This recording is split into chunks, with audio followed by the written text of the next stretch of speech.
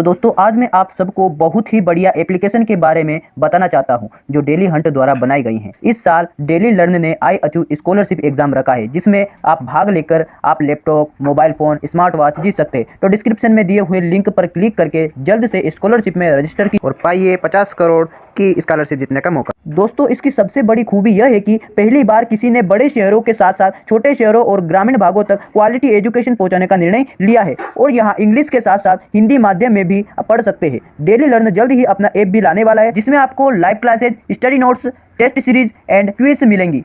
तो आप वेट किसका कर रहे हैं? जाइए डिस्क्रिप्शन बॉक्स में लिंक दिया हुआ है, डाउनलोड कीजिए और इनाम जीतिए। तो गाइस आप सभी का स्वागत है आज के हमारे इस वीडियो में। आज ये जो वीडियो है कक्षा 10वीं विषय विज्ञान की जो 2022 की आपकी एग्जाम है, वार्षिक परीक्षा यानी कि कल होने वाली, यानी कि 2 मार्च को आपकी होने वाली है। इसका आपका ओटी का जो है पार्ट 3 है। कितना है? पार्ट 3 है। आपके कोई पेपर वायरल नहीं होंगे, 101% में आपको बता देता हूँ, कोई पेपर वायरल नहीं होंगे। तो आपको क्या करना है, वीडियो को लास्ट तक देखना है, लाइक भी नहीं करना है, शेयर भी नहीं करना है, कुछ भी नहीं करना है, ठीक है। सिर्फ और सिर्फ आपको वीडियो को देखना है। अगर आप इस वीडियो को लास्ट तक देख लेते हो तो आपके 32 अंक में से एक भी अंक नहीं कटने दूंगा, बिल्कुल, ठीक है। तो यहाँ पर देखिएगा, अब मैंने यहाँ पर 65वें प्रश्न से छोड़ा था कल। अब यहाँ पर हम यहाँ से स्टार्ट करते हैं। मादा और गर्भस्थ शिशु के बीच जैविक संबंध स्थापित करने वाला ऊतक कहलाता है। क्या कहलाता है? तो प्लेसेंटा आपका राइट आंसर हो जाएगा। अगला देखिए, पराग कोश से पराग कणों का वर्तिकाग्र तक पहुंचने की घटना क्या कहलाती है? तो पराग कण कहलाती है। आपको इसको इस प्रकार से याद करना है कि आप पराग कण की परिभाषा दे दे। आपको इसे इस प्रकार से पूछा जाएगा, पराग कण किसे कहते हैं, पराग कण की प्रक्रिया किसे कहते हैं, ठीक है ना। अगला देखिए, अगला क्या, मनुष्य में शुक्राणु जनन क्रिया जहां होती है, कहाँ होती है वो आपको बताना है। तो वृषण में होती है, ठीक है, वृषण में होती है। देखिए, मनुष्य में अंडाणु जनन क्रिया कहाँ होती है? तो अंडाणु जनन क्रिया अंडाशय में होती है और शुक्राणु जनन क्रिया जो है वृषण में होती है। आपको मुख्य रूप से याद रखना है। अगला देखिए, अगला क्या है, मनुष्य की एक कोशिका में कितने गुणसूत्र पाए जाते हैं? तो 23 जोड़े गुणसूत्र पाए जाते हैं, ठीक है। अगला देखिए, मानव युग्मनज में लिंग गुणसूत्रों के जोड़े की संख्या कितनी होती है? तो 1 होती है, ठीक है। अगला देखिए, पीढ़ी पर पीढ़ी विभिन्न लक्षणों का संचरण क्या कहलाता है? तो आनुवांशिकता कहलाता है। और इसके जनन कौन है? ग्रेगर जॉन मेंडल, ठीक है। अगला देखिए, आनुवांशिकता का अध्ययन खालिस्तान कहलाता है। तो आनुवांशिकी कहलाता है, ठीक है, अच्छे से याद रखना है। अगला देखिए, अगला क्या है, मेंडल ने खालिस्तान के नियमों का प्रतिपादन किया। तो किसका किया? उत्तर हो जाएगा आपका वंशानुगति का। किसका? वंशानुगति का। अगला देखिए, अगला क्या है, आनुवांशिकता के जनक का नाम है तो मेंडल, यानी कि ग्रेगर जॉन मेंडल। अगला देखिए, लिंग निर्धारण करने वाले गुणसूत्रों को क्या कहते हैं? तो लिंग गुणसूत्र कहते हैं। अगला देखिए, निम्न में से कौन सा पदार्थ लेंस बनाने के लिए प्रयुक्त नहीं किया जाता है? तो मिट्टी है ना, मिट्टी। अगला देखिए, अगला क्या है, किसी दर्पण से आप चाहे कितनी ही दूरी पर खड़े हो, आपका प्रतिबिंब सदैव सीधा प्रतीत होता है। संभवतः दर्पण है ना, या तो समतल है या उत्तल दर्पण है, ठीक है ना, या तो समतल है या उत्तल है। अगला प्रश्न क्या अपना अगला है, यहाँ पर लेंस की क्षमता का ऐसा मात्रक कहलाता है। तो क्या कहलाता है? डायएक्टर, ठीक है, डायएक्टर है। क्या है? डायएक्टर। लेंस एवं दर्पण में प्रतिबिंब सदैव छोटा और सीधा बनता है। तो कौन सा? उत्तल में, और है ना, अवतल और उत्तल, अवतल और उत्तल, है ना। अगला देखिए, अगला है यहाँ पर एक, है ना, एक, है ना, और एक बराबर में क्या है यहाँ पर? साइन बटा, है ना, साइन बटा साइन, ठीक है, कहलाता है। किसका नियम है? तो ये किसका नियम है? ये सेल का नियम है। किसका नियम है? सेल का। एक बार आप सभी को रिकमेंड करना चाहूंगा, अगर आप हमारी और वीडियो को देखना चाहते हो तो ये सर्च कर सकते हो आप यूट्यूब पर या गूगल पर। अगर आप टेलीग्राम ग्रुप में ज्वाइन होना चाहते हो तब भी आप ये सर्च कर सकते हो, ATI रूपेश पांचाल। वहां पर मैं अगर पेपर वायरल होते हैं तो पेपर आपको प्रोवाइड कर दूंगा, लेकिन मुझे जहां तक लगता है नहीं होंगे, ठीक है। अगला देखिए, सीधा एवं बड़ा प्रतिबिंब बनता है केवल केवल खालिस्तान दर्पण एवं खालिस्तान लेंस में। तो आपका आंसर बताना है, ठीक है ना, ये आपके लिए है, ठीक है ना, ये आपके लिए गिफ्ट। और देखिए, प्रतिबिंब की ऊंचाई और बिंब की ऊंचाई का अनुपात कहलाता है। तो क्या कहलाता है? आवर्धन कहलाता है। क्या कहलाता है? आवर्धन कहलाता है, ठीक है। अगला देखिए, उत्तल लेंस की क्षमता तथा अवतल लेंस की क्षमता होती है तो क्या होती है? धनात्मक और ऋणात्मक होती है, ठीक है। अगला देखिए, किसी गोली दर्पण की फोकस दूरी उसकी वक्रता त्रिज्या की होती है तो आधी होती है। और देखिए दर्पण सूत्र लिखिए, तो दर्पण सूत्र है 1/f equal to 1/u plus 1/v। ठीक है, एक बार फिर से रिकमेंड करूंगा, आप यूट्यूब पर या गूगल पर सर्च करके चैनल को देख सकते हो, 88 रुपीज पांचाल, या टेलीग्राम ग्रुप में भी ज्वाइन हो सकते हो। अगला देखिए, अगला क्या है, लेंस का सूत्र लिखिए। तो लेंस का सूत्र यहाँ पर यही होगा, ये देखिए दर्पण सूत्र में क्या है, प्लस आ जाएगा, और लेंस सूत्र में क्या है, यहाँ पर माइनस आ जाएगा। क्या जाएगा, माइनस आ जाएगा, बस यही अंतर है। ठीक है, अगला देखिए लेंस की समता का सूत्र लिखिए। तो लेंस की समता का सूत्र है P/1/f। ठीक है, अगला देखिए, अगला क्या है, किसी गोली दर्पण की वक्रता त्रिज्या एम उसकी फोकस दूरी एफ में क्या अंतर है। तो देखिए यहाँ पर r बराबर 2f, यानी कि r बराबर होती है 2f, है ना, r से जो है ना 2f होता है ना, यानी कि फोकस दूरी दुगनी होती है। ठीक है, चलिए अगला देखिए, अगला क्या है यहाँ पर, अगला अपना उस दर्पण का नाम बताइए जो वस्तु का सीधा तथा आवर्धित प्रतिबिंब बना सके। तो अवतल दर्पण। कौन सा दर्पण, अवतल दर्पण। ठीक है, अगला देखिए, अगला प्रश्न क्या, अपना मानव नेत्र के जिस भाग पर, है ना, किस भाग पर किसी वस्तु का प्रतिबिंब बनता है। तो दृष्टि पटल यानी रेटिना पर। ठीक है, दोनों नाम आपको याद रखना है। ठीक है, क्योंकि ऑब्जेक्टिव टाइप में आपको या तो रेटिना दे देगा या दृष्टि पटल दे देगा, तो आपको एक चूज करना पड़ेगा। एक बार फिर से रिकमेंड करूंगा आपको, अगर आप और वीडियो देखना चाहते हो हमारे मेरी वीडियो को, तो आप ये सर्च कर सकते हो गूगल या यूट्यूब पर। अगर आप टेलीग्राम ग्रुप पर ज्वाइन होते हो तो आपको पेपर प्रोवाइड कर दिए जाएंगे। ठीक है ना, आपको क्या करना है, सिर्फ 7K पूरा कर देना जल्दी जल्दी, 88 रुपीज पांचाल चैनल पर सब्सक्राइबर्स। अगला देखिए, अगला क्या है, अभिनेत्र, है ना, अभिनेत्र लेंस की फोकस दूरी में परिवर्तित कर किसके द्वारा किया जाता है, परिवर्तित किसके द्वारा किया जाता है। तो क्या किसके द्वारा, पश्चिमाभी पेशियों द्वारा। ठीक है, और देखिए अगला क्या है, स्वस्थ मनुष्य के लिए स्पष्ट दृष्टि की न्यूनतम दूरी कितनी है। तो 25 सेंटीमीटर। ठीक है, निकट दृष्टि दोष दूर करने के लिए कौन सा लेंस प्रयुक्त होता है। तो अवतल लेंस। कौन सा, अवतल, क्योंकि निकट अ से अवतल, और दूरदृष्टि दोष दूर करने के लिए कौन सा लेंस उपयोग किया जाता है। तो उत्तल, ऊ आ रहा है तो यहाँ पर उत्तल। ठीक है, अगला देखिए, प्रिज्म के दो फलकों के बीच का कोण खालिस्तान कहलाता है। तो प्रिज्म कोण। अगला देखिए, अगला क्या है, प्रिज्म में आपतित किरण एवं निर्गत किरण के बीच का कोण कहलाता है। तो विचलन कोण। ठीक है, विचलन कोण। अगला देखिए, श्वेत प्रकाश का रंगों में विभक्त होना कहलाता है। तो वर्ण विक्षेपण। क्या कहलाता है, वर्ण विक्षेपण। एक बार फिर से आपको रिकमेंड करूंगा, अगर आप हमारी और वीडियो को देखना चाहते हो तो यूट्यूब पर या गूगल पर सर्च कर सकते हो, 88 रुपीज पांचाल। हमारी वीडियोस आपके सामने ओपन हो जाएगी सारी की सारी। और अगर आप हमारे टेलीग्राम ग्रुप में ज्वाइन होना चाहते हो तब भी आप टेलीग्राम पर सर्च करोगे तो ग्रुप आपके सामने ओपन हो जाएगा। यहाँ पर देख सकते हो, अगला प्रश्न अपना है, अगला है यहाँ पर देख सकते हो, इंद्रधनुष जल की सूक्ष्म बूंदों द्वारा प्रकाश के कारण प्राप्त होता है। तो वर्ण विक्षेपण, है ना, वर्ण विक्षेपण। अगर देखिए, आकाश का नीला रंग प्रकाश के कारण दिखाई देता है। तो प्रकाश का प्रकीर्णन के कारण। ठीक है, अगर देखिए क्या, नेत्र लेंस की फोकस दूरी कौन करता है। तो पश्चिमा भी पेशिया।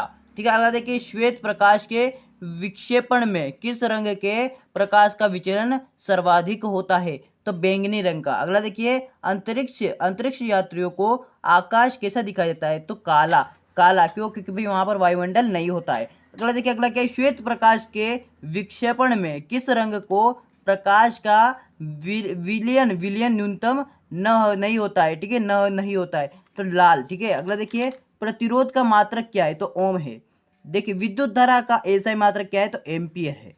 ठीक है, एक बार फिर से रिकमेंड करूंगा, अगर आप हमारी और वीडियो को देखना चाहते हो तो आप ये सर्च कर सकते हो गूगल या यूट्यूब पर। हमारी सारी की सारी वीडियो आपके सामने ओपन होने लग जाएगी, आपको शो होने लग जाएगी। अगर आप टेलीग्राम ग्रुप पर भी ज्वाइन होना चाहते हो तो यही सर्च करेगा, आपको टेलीग्राम ग्रुप मिल जाएगा। ठीक है, यहाँ पर आपको पीडीएफ पेपर प्रोवाइड किए जाएंगे। ठीक है, अगला देखिए, विद्युत शक्ति का अंतरराष्ट्रीय पद्धति में मात्रक क्या है। तो वाट है। क्या है, वाट है। विद्युत शक्ति का मात्रक क्या है, वाट है। देखिए, विभवांतर का मापन किसके द्वारा किया जाता है। तो वोल्टमीटर के द्वारा। किसके द्वारा, वोल्टमीटर के द्वारा।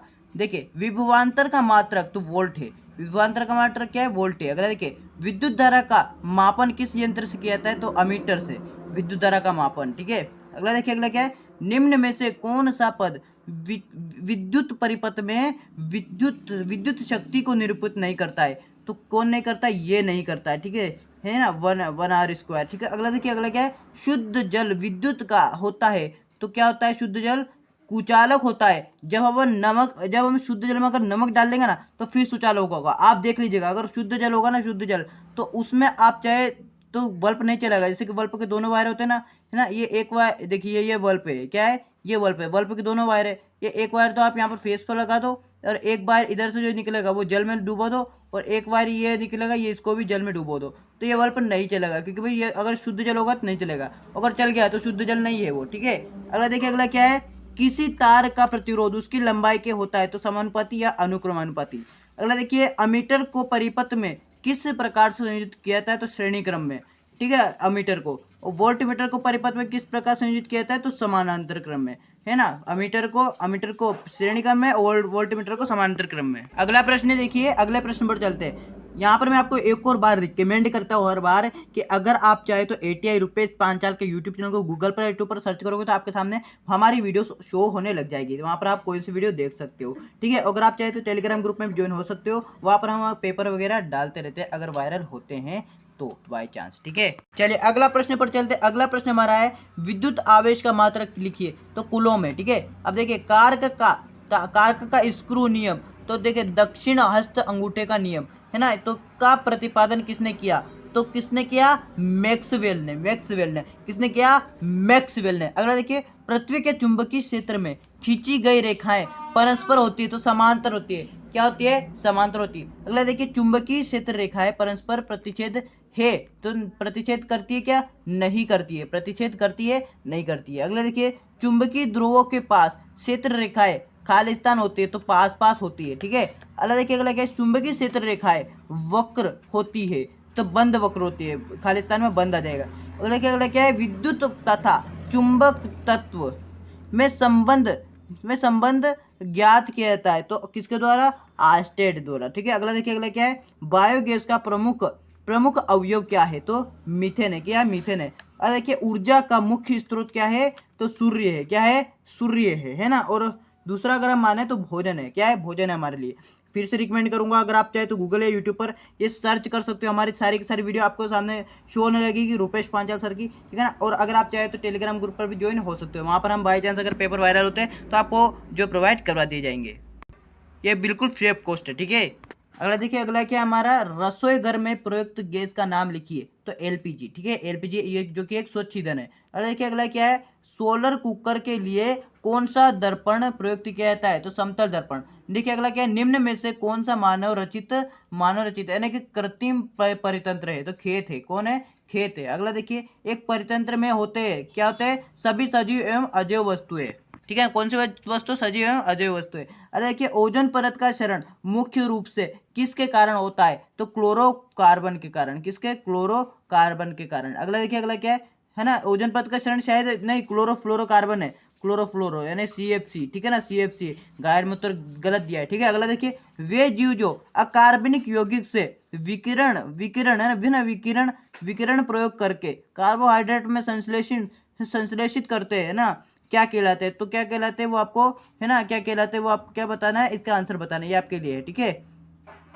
अगला देखिए, अगला क्या, परितंत्र परत का क्षरण मुख्य रूप से किस कारण होता है, ठीक है, मुख्य रूप से किस कारण का होता है, ये भी आपके गिफ्ट का। अगला देखिए, अगला क्या है, अगला अपना परितंत्र में ऊर्जा का दबाव सदैव होता है तो एक देशी, ठीक है ना, एक दिशा में। अगला देखिए, अगला क्या, निम्न में से कौन आहार श्रृंखला का निर्माण करते हैं तो घास, बकरियों तथा मानव। क्योंकि देखिए, घास जो तो नहीं, घास, इस घास को कौन खाती है, बकरी पेट भरती है इससे, और बकरी से कौन पेट भरता है, मानव पेट भरता है। अगर यहाँ पर शेर आ जाए तो मानव को कौन खा सकता है, शेर खा सकता है। इस प्रकार से आहार श्रृंखला बन जाती है। एक बार फिर से रिकमेंड करूंगा, अगर आप चाहे तो free of cost ATI Rupesh Panchal को यूट्यूब चैनल को गूगल पर यूट्यूब पर सर्च करके इनकी वीडियो को वॉच कर सकते हो। और अगर आप चाहे तो टेलीग्राम ग्रुप भी ज्वाइन कर सकते हो, वहाँ पर आपको बाई चांस पेपर प्रोवाइड किए जाते हैं।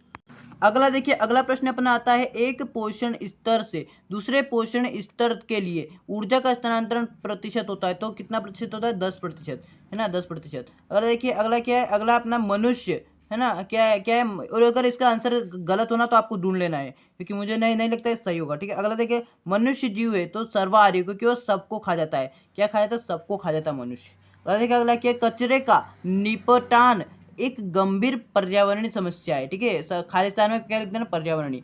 ओजोन यानी कि O3 के अणु ऑक्सीजन के परमाणुओं से मिलकर बनते हैं तो कितने परमाणु से मिलकर बनते हैं तो 3, आपको यहाँ पर दिख रहा है, 3 ही दिख रहा है। अगला देखिए, अगला क्या, जो पदार्थ सूक्ष्म जीवों द्वारा अपघटित होते हैं क्या कहलाते हैं तो जैव निम्नीकरणीय पदार्थ, ठीक है। अरे देखिए, जो पदार्थ सूक्ष्म जीवों द्वारा अपघटित नहीं होते क्या कहलाता है? अजैव न्यूनीकरणीय पदार्थ, अजैव न्यूनीकरणीय पदार्थ। ठीक है, अगला देखिए, पौधे अपना भोजन किस प्रकार बनाते हैं? तो प्रकाश संश्लेषण क्रिया द्वारा। अगला देखिए, अनेक आहार श्रृंखलाओं का एक संयुक्त समूह क्या कहलाता है? तो खाद्य जाल, है ना, खाद्य जाल। क्या कहलाता है? खाद्य जाल। फिर से रिकमेंड करूंगा, अगर आप हमारी और भी वीडियो को देखना चाहते हो तो यहाँ पर गूगल पर, यूट्यूब पर सर्च करके देख सकते हो, 88 रुपीज़ 5 साल, आपको हमारी वीडियो शो होने लग जाएगी। अगर आप चाहे तो टेलीग्राम ग्रुप पर ज्वाइन हो सकते हो, वहाँ पर हम पेपर प्रोवाइड करते हो। ये सारा कुछ फ्री ऑफ कॉस्ट है, कुछ भी यहाँ पर शुल्क नहीं देना आपको। ठीक है, अगला देखिए, अगला क्या यहाँ पर अनेक आहार श्रृंखलाओं का एक संयुक्त समूह क्या कहलाता है? तो खाद्य जाल कहलाता है। क्या कहलाता है? खाद्य जाल।